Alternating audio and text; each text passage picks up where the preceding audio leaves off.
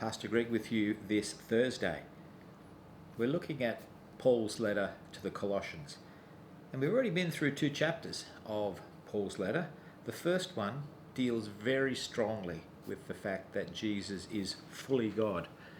And this was because there was a heresy that was in the local congregation where people could not understand how Jesus was both fully God and fully human. Paul puts that to rest, emphatically saying that all things were created through him. In other words, he was not created himself. Everything was created through him. Indeed, he was God. Chapter 2 was a wonderful personal affirmation that this God, Jesus Christ, is joined to us and joined to us in a miraculous way through baptism, which means that we are never separated because it's his work. It's his action in our lives. Now, in chapter 3, Paul goes on to talk about what a Christian life looks like if we are joined with Christ. Clearly, if Christ is God and we are joined with him, our natural inclination will be to things above rather than things below.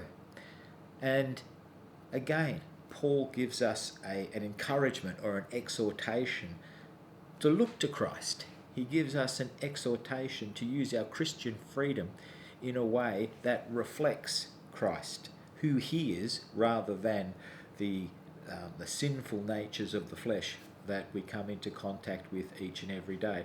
And so Paul then goes on to speak of them more specifically. And again, this is not meant to be a new law where we get burdened and we get weighed down. This is meant to be a guidance for our conscience. If we find ourselves drifting into these type of behaviours, we go straight back to the cross. We go straight back to the arms of Jesus. We go straight back to that union that we have with him in baptism, and he forgives us, he renews us, and he reminds us that we are indeed a new creation, righteous for his sake.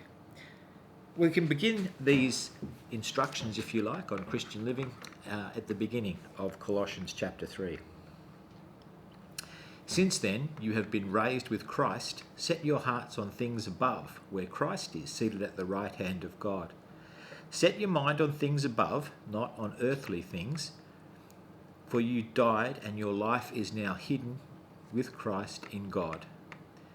When Christ, who is your life, appears, then you will also appear with him in glory. Put to death then, therefore, whatever belongs to your earthly nature: sexual immorality, impurity, lust, evil desires and greed, which is idolatry. Because of these, the wrath of God is coming. You used to walk in these.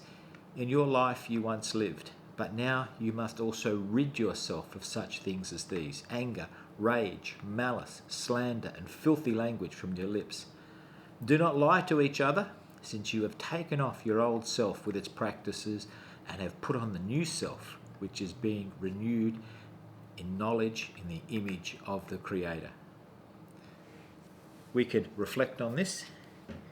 Only when we become heavenly minded do we become any earthly use. Christ's love and forgiveness brings unity, peace, and transformed relationships. We pray, Lord, help me to always keep my focus on you. Amen.